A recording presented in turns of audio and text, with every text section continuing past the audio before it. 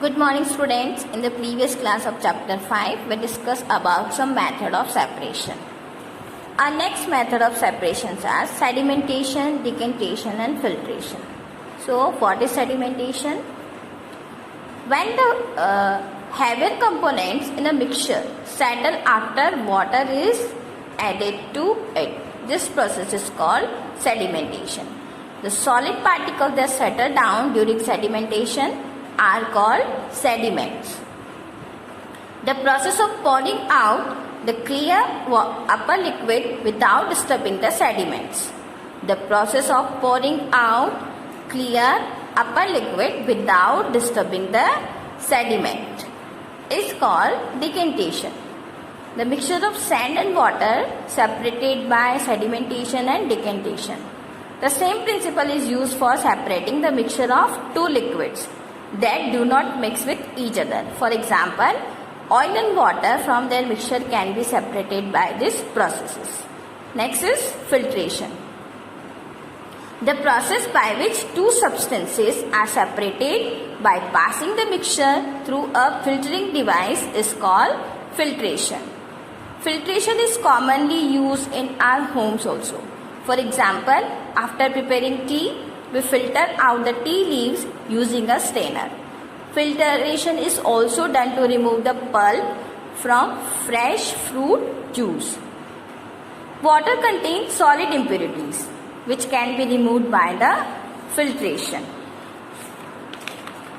In this process, the insoluble particles that are solid is retained in the filtering device, whereas the liquid pass through the pores of filtering device.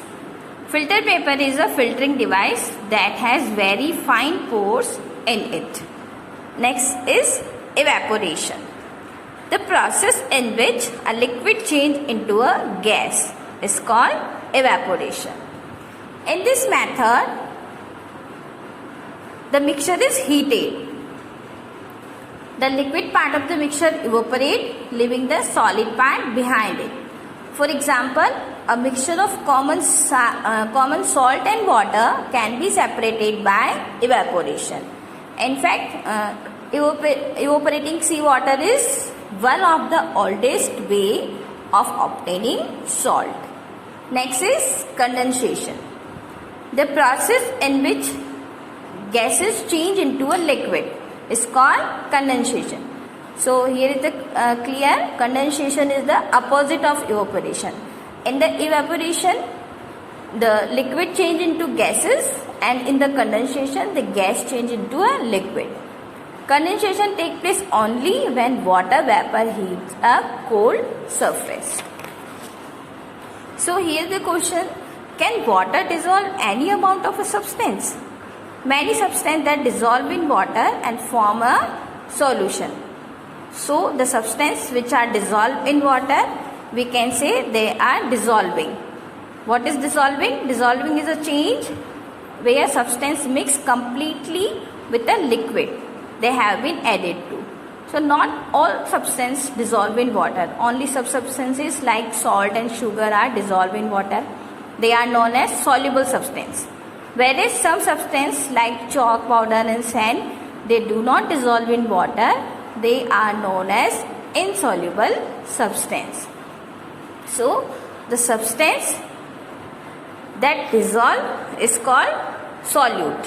What is solute? The substance which can dissolve. And the substance in which the solute is dissolved is called solvent. And the mixture is become solution. So in the sugar solution, sugar is solute, water is solvent, and sugar solution is solution. After adding few spoons of salt, we find that some salt remains undissolved and settle at the bottom. It means that no more salt can be dissolved in the amount of water which we have taken. The solution is now said to be saturated. So what is saturated solution? A saturated solution is the solution in which no more of the solute can be dissolved. but if we heat the solution, we can dissolve that extra salt that is present in the saturated solution. So we can say that increase the solubility of a solute by heating the solution. We can increase the solubility of a solute by heating it. So what is solubility? Solubility is the ability of a substance to get dissolved in a given liquid. So the quality of the substance that can dissolve in hot water is much more as compared to in a cold water. So your chapter is complete. Read this chapter carefully and try to find the answer of this chapter.